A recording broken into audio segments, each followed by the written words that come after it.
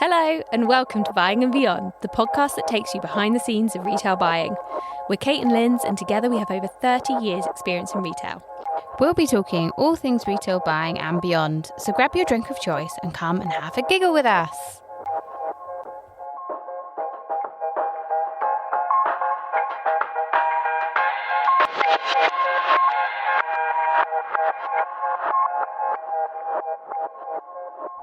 Hi everybody, today we are joined by the lovely Sarah Hansford, a buying professional with many hats. Sarah has been in buying for over 20 years and worked for lots of different retailers. She's a fellow ex-M&S buyer and also most recently is doing some amazing work teaching and inspiring at the Fashion Retail Academy.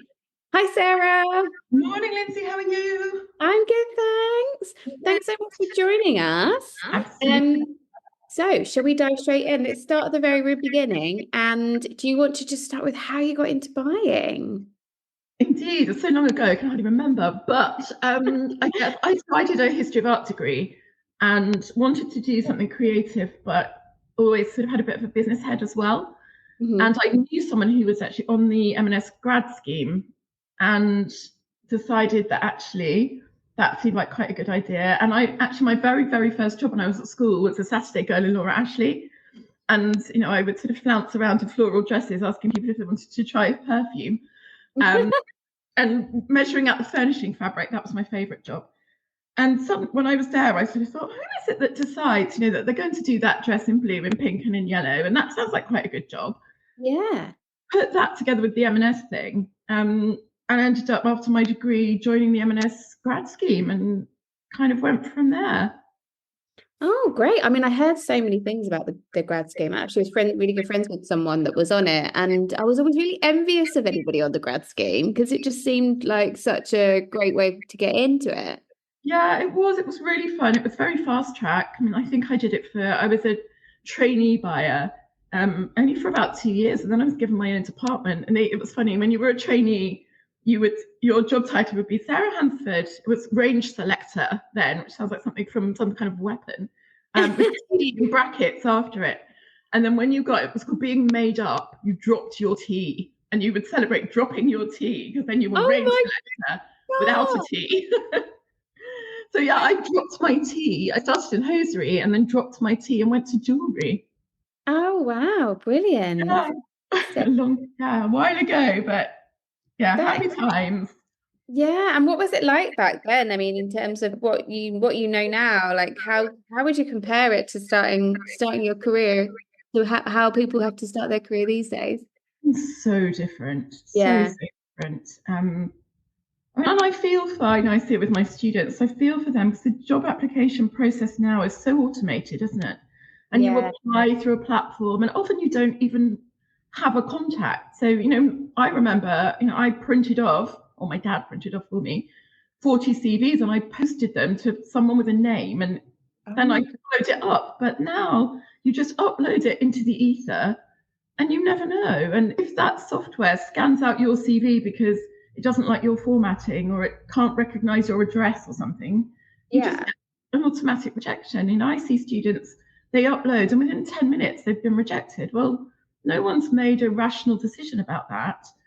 That's purely software scanning words. So I think it was actually a lot easier to start your career then. And you could know someone and you could email them or ask for work experience. And now I feel like it's almost a bit of a lottery online. Yeah, no, it is. And I think AI is taking over as well, isn't it? Very much so. I mean, the commerce of that, I suppose, is if you're clever, you can sort of beat the bots and put the right keywords in and all of that. But it does feel like it is a little bit random. Yeah, no, I agree. It felt like a lot more personable, didn't it? Back then, and you could really sort of get into who you were and why you wanted it and all that kind of stuff. Yeah, it's difficult. So talk us through your career journey then, and what retailers have you loved working for? What product categories have you loved buying? Yeah, I loved M&S, loved my time there, and maybe it's everyone's first business. I still have an affection for it, and see them doing so well now, and I feel really proud. Yeah, I know. It's sort of like seeing your child, not my child exactly, but seeing a friend go off and do well. Yeah, that's nice. I get really upset when I see sort of criticism of them. So I was with them for about 9 years, started on hosiery, which I really didn't want to do. I was tired of to do tights. This is meant to be some exciting, glamorous fashion career. But I loved it, actually, loved the technicalities of it. And then, as I said, I dropped my T, moved into jewellery, which was a real, again, wasn't something I was that keen on. But once I did it, I loved it. And I've come back to it on and off throughout my career. So I left M&S after about 9 years. A lot of people were going, and I thought, there must be other things out there. Went somewhere I probably shouldn't have gone, actually, and realised that I'd actually had it very, not easy in the sort of work sense, but just M&S was very structured. Everything was somebody's job. Someone came to empty your bin, somebody arranged your travel, somebody made sure your photography was done, and all of those things. Went to a much smaller business where it really wasn't like that. Really? Much less sort of how can I put it? Less financially stable, let's say. Okay. I'm a mail order business, so I didn't stay there very long. And then I went into the supply base, which I loved, really loved. The dark side. Yeah, that. Okay. I mean, all of us, I love rummage through a cupboard, you never know what you might find. Yeah. And that was brilliant, really understood manufacturing from that. Yeah. Location-wise, that didn't quite work for me. So then, I went to a small business called Calmia, who was lovely, spa business, and bought clothing and accessories, a little bit of beauty as well for them. And I mean, that probably was not one of my favourite jobs in terms of the team and my package. I mean, part of my salary was a monthly spa treatment. And that, I know. And we'd have our team meetings, sitting on yoga mats, drinking green tea. So that one, from a kind of personal enjoyment point of view, was amazing. And I did some great travel and went to Milan and bought these amazing LA-produced vintage tracksuits that were hand embellished with crystals and sold for an absolute fortune. And we had a great story where we had a lady who was a Middle Eastern princess. And she used to turn up at the store in a limo and come in with her staff, and she would buy about 6 or 7 of these tracksuits at once. And we're talking the early 2000s. And she'd spent sort of 10 grand. And we found out that she wore them because although she had staff, she was obsessed with cleanliness and loved to do her own cleaning and would clean in these tracksuits because it didn't really show if she got bleach on them. Oh my gosh. That was amazing. So that was really fun. And some fun things there. And small business got involved in everything from displays to PR to personal shopping and yoga events at Harrods and all sorts. Then what did I do after that? Did a bit of contract work after that, actually, because they sadly went into liquidation. Worked for charity. That was, from the sublime to the ridiculous. And at the time, they also bought brand new product for the charity shops. Projects, brace yourselves, you'll understand this one, Lindsay, was garden gnomes. I know. And I had one moment where I was writing an email and writing gnome number 1, blue trousers, red jacket, green hat. And I said, what? Really? Is this what it's come to? Oh my gosh. I know that's like when I used to product develop Santas, you'd be like, it's all about the face. Like you have face right. If the face is wrong, it won't sell. Funny, really funny. Gnome hats and lanterns and things. And I also did a home fragrance range, which we had in all the shops. And I think it's actually got better now. But then to help mask the sort of musty charity shop smell. Oh my gosh, really? So I did that for a while. Then I went to the White Company. Loved that. Great business. Such great. That is so different, isn't it, from your charity shop gnomes? Yeah, and the different no red trousers there. Like do right to the White Company. Yeah, the White Company gnome has white trousers, white jacket, white hat. Maybe a sort of, I don't know, neutral taupe belt or something. But But we loved that as a business and loved the fact, and I'm sure you guys will relate to this, as a buyer, having real clarity on who your customer is and what your brand is about. Yeah, there was no debate. Is this us? Is this not? It very clearly is a White Company product, or it isn't. There was no kind of, will she like this? Can we take her here? Yes or no? It was very clear. Lovely business, lovely people. And again, another one that's been amazing to see them grow and develop and really, dominate in the space that they're in, I think. What did I do after that? Went back to accessories at Tie Rack. That's a blast from the past. Tie Rack. I know. They were having a huge restructure. They brought in a new senior management team, actually someone from Accessorize. Okay. Really quite enjoyed that, actually. And then sadly, they went under as well. I promise it wasn't me.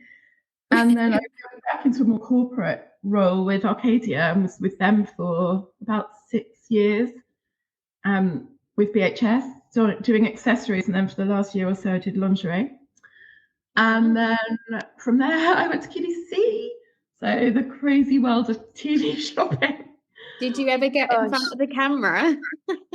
No. Behind it quite often, sort of waving.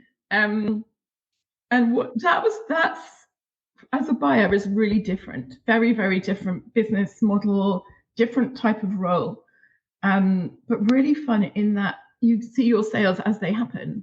So we would all sit at our desk and you can have your show and have your numbers and you literally see your stock go down and your sales going up. And so exciting. That's so really exciting. When you have your TSV or today's special value, it launches, it's now 9 p.m. the day before, and then you've got 4 or 5 shows. And we'd all get in for 8 o'clock in the morning and everyone would get together, production, buying, the brand, the guest, the presenter, and sort of how did the show go? What do we need to say more? What do we need to do less?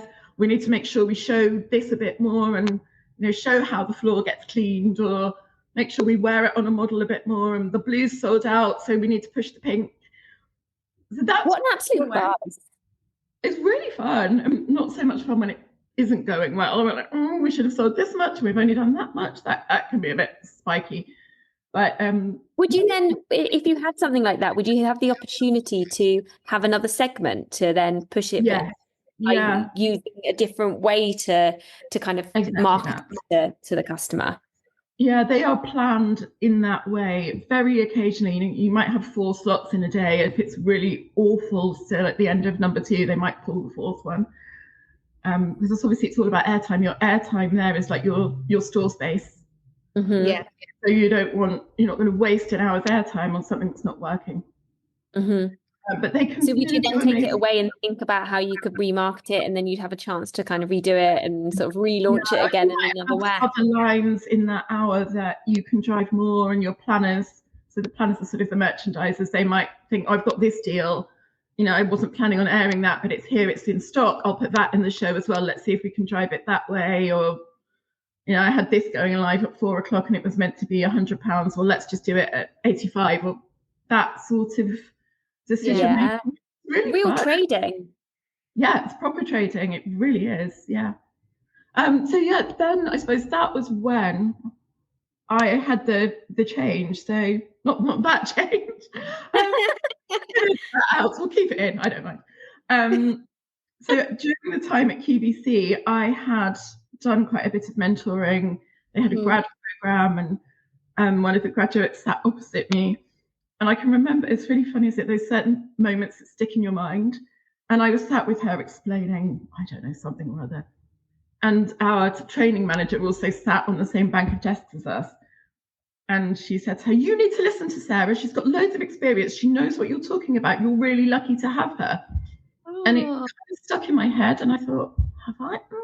Okay. Yeah. And then, so probably for the last year or so I was there, I was in touch with the FRA, Fashion Retail Academy, or FRA, as we call it. And things weren't quite right, but we were talking and I really wanted to work with them. And then, right at the end of 2019, was it January 2020, sometime there, QVC announced a restructure and some redundancies, and I decided it was time to move on. And so I decided, then wanted to do my own freelance consultancy, which I'm sure you guys totally empathise with. But also had really fortunate timing in that the FRA started their teacher training programme. So I was really lucky I got onto the first round that they did of teacher training. In the midst of lockdown, Wednesday nights, it was one of my saviours. Wednesday night online with 25 other fashion, buying, retail people. Nice. It was brilliant. Absolutely loved it. Like-minded people. Absolutely. Learned something new. Had that space where I knew what I was doing. I was writing my essays and doing my homework. And it was brilliant. And I was it just all felt like it was meant to be. I started that in October, and then a role came up in February, and I finished in March. So for about 3 or 4 weeks, I started teaching and finished my qualification. Brilliant. So that just worked really well for you then, didn't it? It was almost quite seamless. So now I teach 2.5 days a week. So teaching 2 days and half a day admin. So I'm like a 0.5 person at the FRA. And I've been really fortunate there. I teach the level 4 fast track buying and merchandising, who are amazing. And I know you guys have met them online and done a really great talk for them. So I do that. And then it's so nice to see how infectiously inspired they are. They're just so interested and sort of hanging on every word you say. Yeah. I thought that was really, really incredible. Yeah, I think I would say that I'm a real advocate for Gen Z or Gen Z, whatever you want to call them. And I think they get a really bad rap and bad press.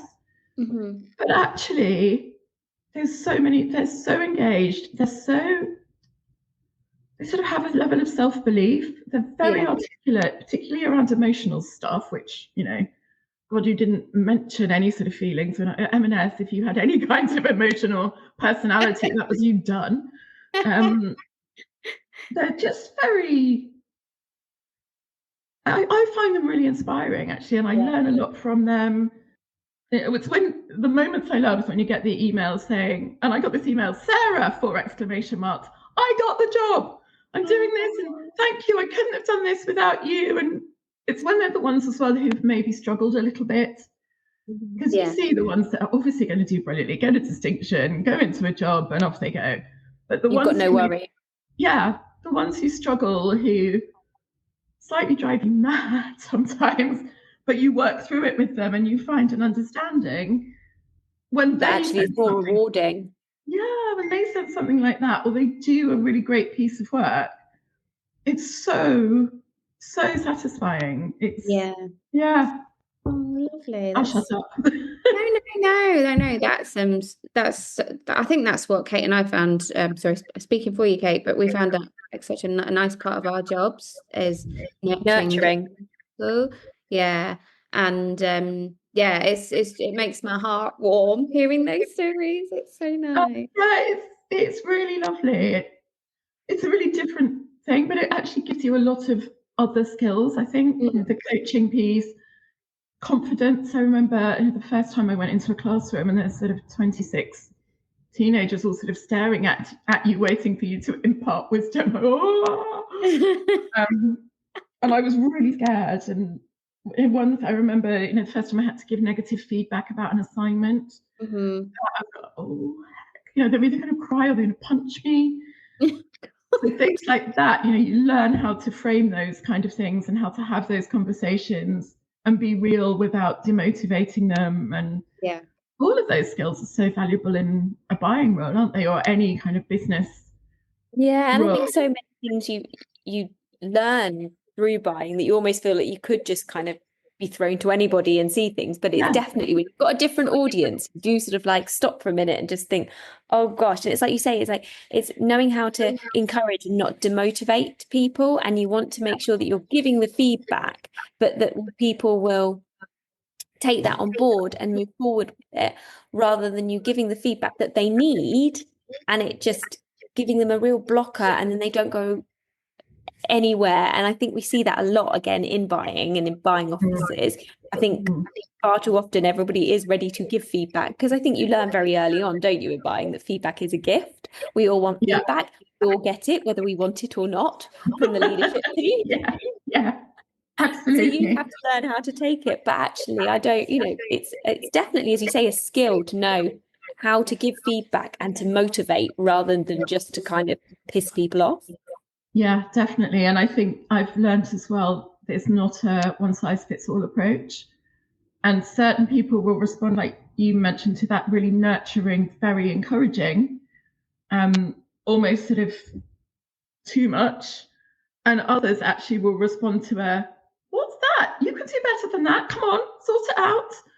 When I had one who just kept saying, I haven't done that. Right, I'm going to set a timer, 45 minutes, library. Now you're going to come back. I want a picture of you in the library, get a selfie with the librarian, and 3 books. Go.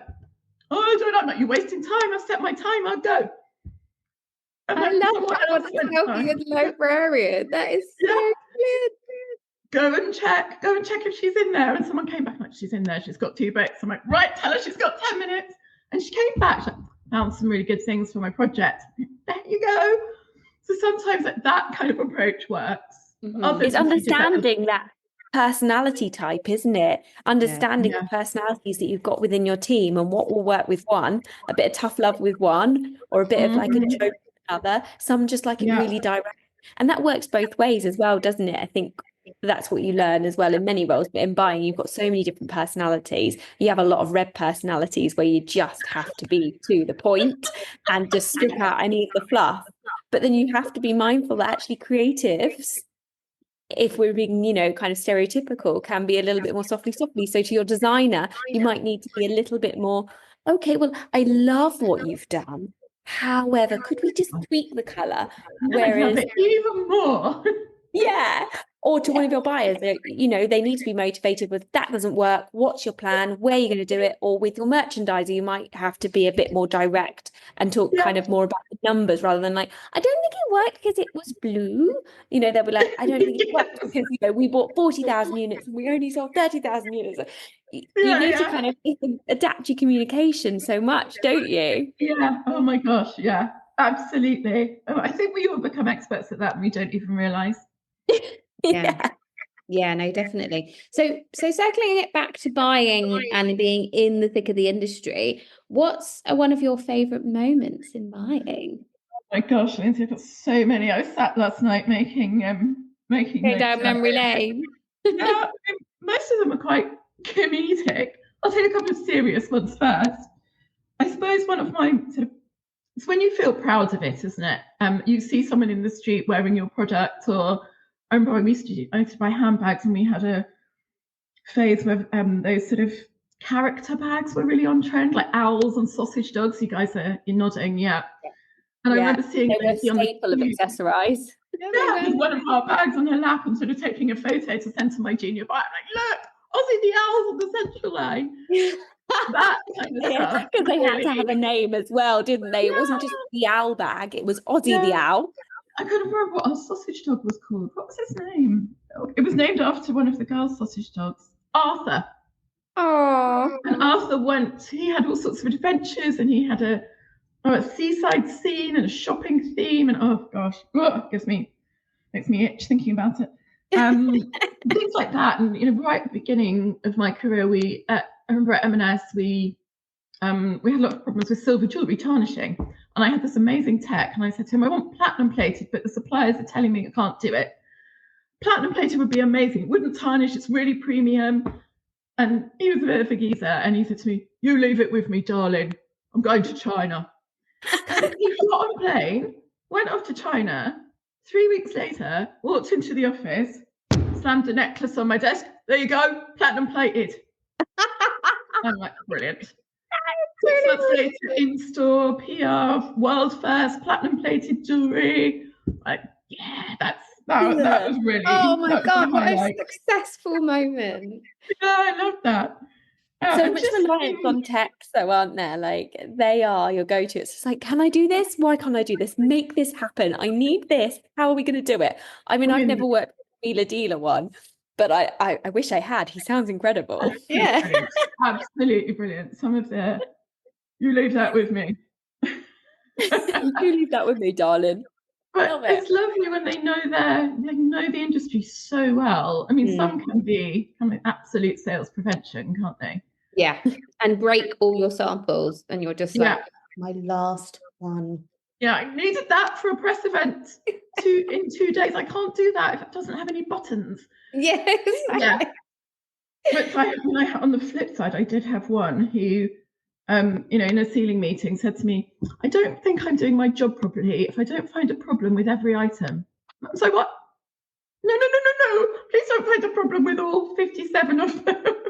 Oh my God. No, that's just giving us problems. Special. I don't want problems, I want solutions. Yeah. Yeah, exactly. But I think some of my highlights, I suppose, wouldn't exist anymore, and the industry's changed for good mainly. But some of those characters, some of those sort of Devil Wears Prada types, were a nightmare, and they gave you.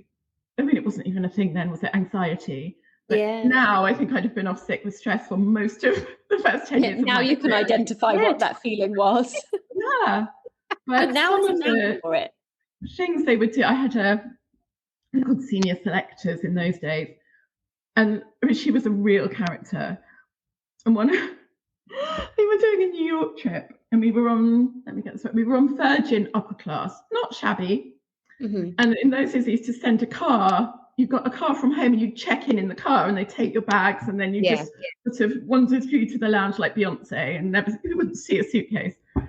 And I was there at the airport early, and I got to the lounge, and then there was a page called Sarah Hansford, please report to the desk. I'm like, oh my God, what have I done? What have I done? We've got a phone call for you. It was before everyone really had mobile. And it was this senior selector, Sarah. I'm sending a buggy. I'm like, what? They were offered to offload us onto British Airways first class. I've told them to offload you. They're coming to get you. I'm like, oh, okay. All right. So I wait, and my buggy doesn't turn up. And then she turns up on a buggy, gets off. I cannot be spoken to. What? Okay. All right. And the supplier was traveling with us, and she turns up, and I'm like, don't speak to her. We're not allowed. I don't know why. We can't speak to her. So she gets some champagne, and she's sat there, and I said, everything all right? Well, it's all your fault, isn't it? And I said, is it? What? Oh my God. I mean, you said you didn't want to be offloaded, and I told them to offload you. But by the time they'd found you, someone else had taken our British Airways seats. And I said, oh, well. And then the supplier said, oh, well, never mind. It's fine, isn't it? We'll still get there, and we're in upper class. My dear, you've obviously never flown first class on British Airways. Oh, absolute genius. And the other one, it was a Monday, and someone said, how was your weekend? Oh, well, I was helping the children clear out the pond. It's a friend's children. Again, why? But okay. And I was thinking, this is going to be a story. So I did something, and I tumbled in, clad head to toe in black dry clean only Donna Karen. And those are the people I miss. There was one, I think I can tell this story. Senior buyer, out of business. And when it was her birthday, the suppliers would send flowers. And the sort of junior buyers, it was our job that as the flowers came in, we'd sort of keep hold of them. But if, say, Katie sent some flowers and then Lindsay sent them, and Lindsay's were way better and she'd sent flowers and champagne, it was our job to then call Katie and say, you better up your game because theirs are way bigger. Oh my God. I know. By the end of the day, the place was a florist. I mean, part-time job as a trainee buyer was booking hair and nail appointments. No. Yes. Oh my God, yeah, but these are different days. One of my colleagues was sent to the chemist to buy hemorrhoid cream because it was really good for your under eye bags. And the senior buyer was too embarrassed to go and ask for hemorrhoid cream, so she sent the BAA. Oh my Go and buy Preparation H. It's for my eyes. All of that. I mean, there was some toxic stuff, wasn't there? There was some appalling behaviour. I mean, I could tell you stories that, particularly, I think most of the senior people were men, and there were a lot of very impressionable young women, and some of the behaviour, we didn't even really think it was unacceptable then. It was a different time. I mean, it made us uncomfortable. Yeah. But some of the things that were allowed to be done then, and some of the sort of, I wouldn't say corruption, that's too strong a word, but favours and, favours for a friend and boys' clubs. Yeah. That I think is really positive that that's gone. Oh, yeah. I mean, I wouldn't say it's completely gone. There's still some tinge of that in certain places. But yeah, it starts, 100% needed to be weeded out. And that really toxic kind of, I don't care. I didn't say red, I said pink. You stay here until it's pink. Yeah. That screamy, shouty, ranty, just the JFDIs they are still there. They've got, I think there are less. They've toned down. Yeah. You're right. It's definitely not in the same levels as it used to be. But I mean, controversial point. But as you say, like those characters aren't there. And I'm not saying any of the uncomfortableness should be there. But as you say, those characters aren't there. And as much as they gave anxiety, they gave lots of laughs. Whereas now I think we may just have middle of the road anxiety and no funny stories to tell. Yeah. I think you're probably right. Yeah. Everyone's so polite, aren't they? And so sort of respectful and aware in every type of communication, that a bit more guarded. I think people are a lot I think in the branded world there's still some of that comedy. Yeah, definitely. Yeah, and I think there's definitely lots of those characters still around, but I think people are a lot more careful about what might be said, how it might get out. But I think you still see moments in the heat of the moment. I think particularly if sales aren't coming through, you start to see people's true colours. Yes, definitely. Yeah.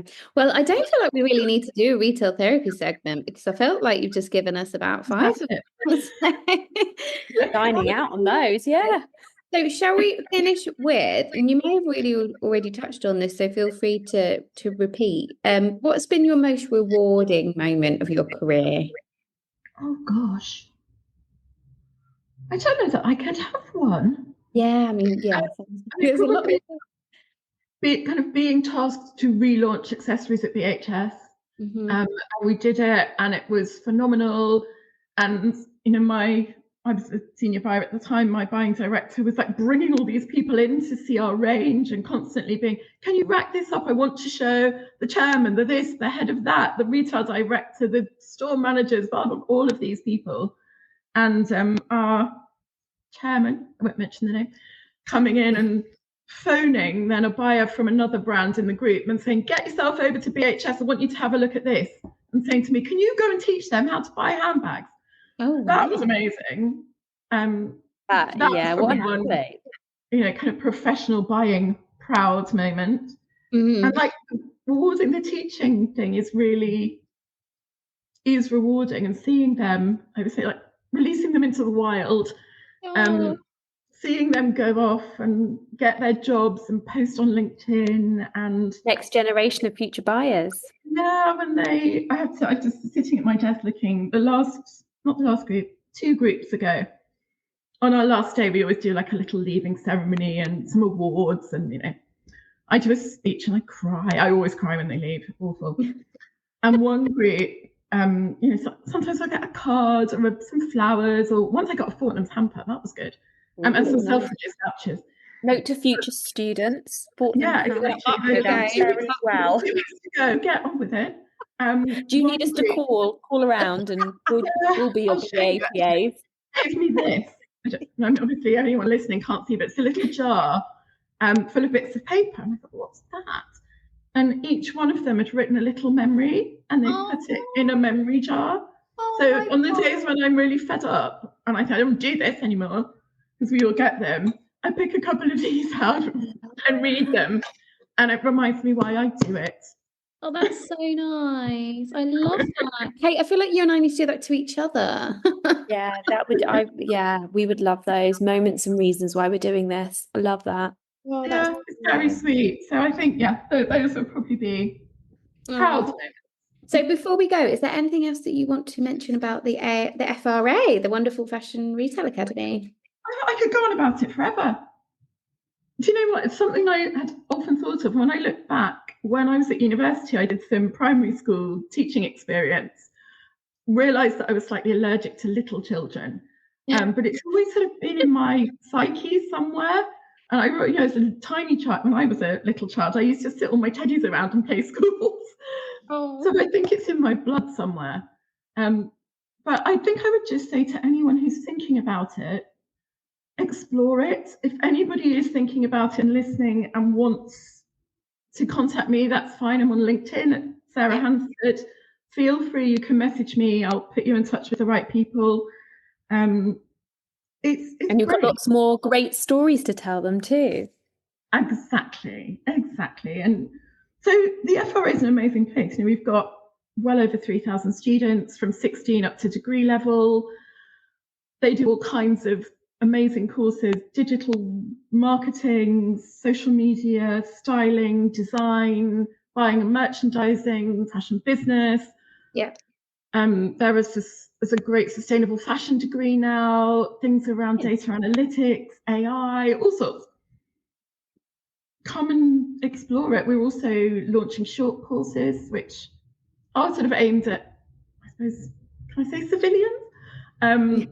But also can be really useful for people in the industry if you're thinking of a career change and you want to get something under your belt, or maybe someone works in a store and they want to think about a head office career or starting their own business.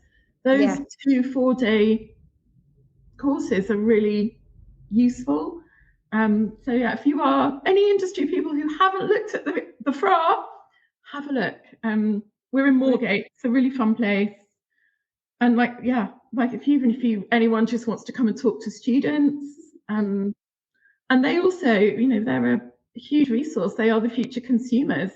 Yeah, absolutely. So they're there to, if anybody wants to come and show them some ideas or just get their thoughts on something, they're very, very willing to tell you what they think.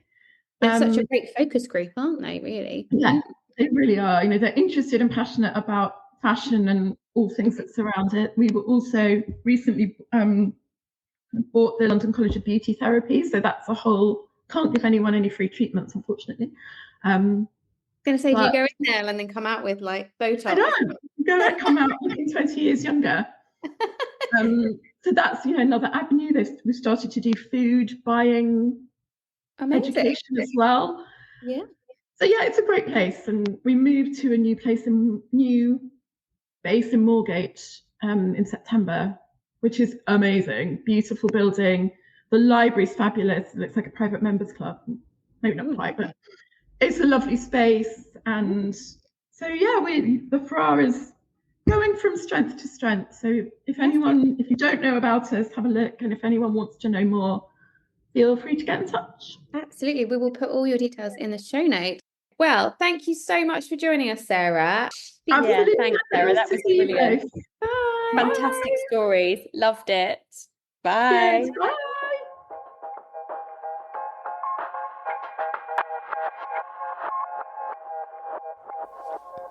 If you've enjoyed listening to this episode, please, please, please like and subscribe and leave a review.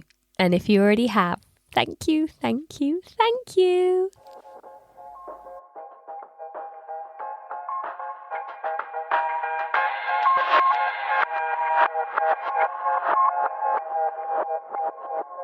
We all need a bit of retail therapy, and this is the perfect time for you to offload about that super cringeworthy story. We would love to hear from you all, your funny stories and experiences, or even any dilemmas, and maybe we can help, or at least find someone who can. And don't worry, we will keep these anonymous and remove any names and brands. We would also love to hear from you on any topics you would like us to talk about. Please send all of these into buyingandbeyond@gmail.com or drop us a DM via our Instagram page at Buying and Beyond.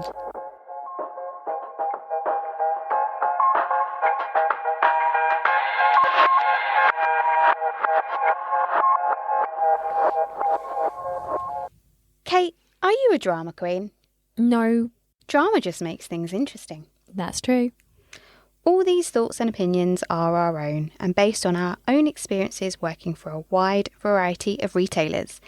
These are all in the hope to entertain and educate, and not to reflect negatively on any place we currently or have previously worked.